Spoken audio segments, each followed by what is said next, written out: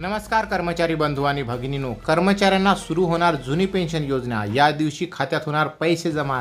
थेट आदेश सविस्तर वृत्त जाणून घ्या। कुणाला आणि केव्हा? व्हिडिओ पूर्ण बघा। आवडल्यास लाईक शेअर करा। चॅनलवर पहिल्यांदा असाल तर प्लीज सबस्क्राइब करून बेल बटन दाबायला विसरू नका।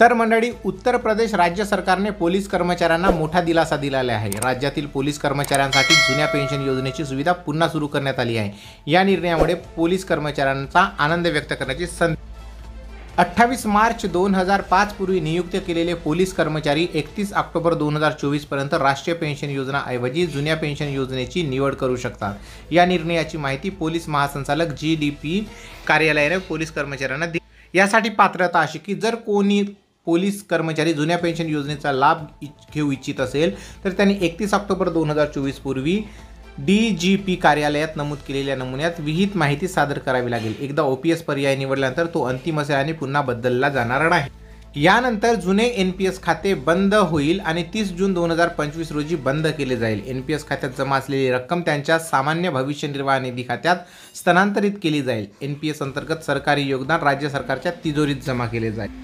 तसेच सेवानिवृत्त कर्मचाऱ्यांनाही जुन्या पेन्शन योजनेचा लाभ घ्यायचा असल्यास त्यांनी NPS अंतर्गत सरकारने दिलेले योगदान व्याजासह परत करावे लागेल। या पायरीमुळे केवळ इच्छुक सेवानिवृत्त पोलीसच या कार्याचा लाभ घेतील आणि जुनी पेन्शन योजना लागू होण्यासाठी कर्मचाऱ्याने वयाची सेवानिवृत्तीचा लाभ नियम 1961 अंतर्गत समाविष्ट करण्याच्या अटीची पूर्तता केली असल्यास प्रशासकीय विभागाच्या मंजुरीनंतर नियुक्ती अधिकारी 31 मे 2025 या संदर्भात आवश्यक आदेश जारी।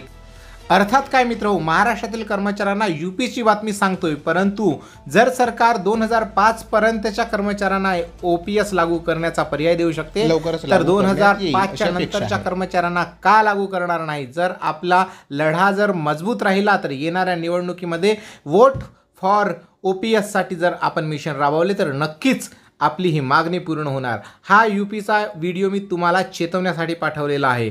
महाराष्ट्रामध्ये सुद्धा सरसकट OPS लागू व्हावी ही माझी इच्छा आहे।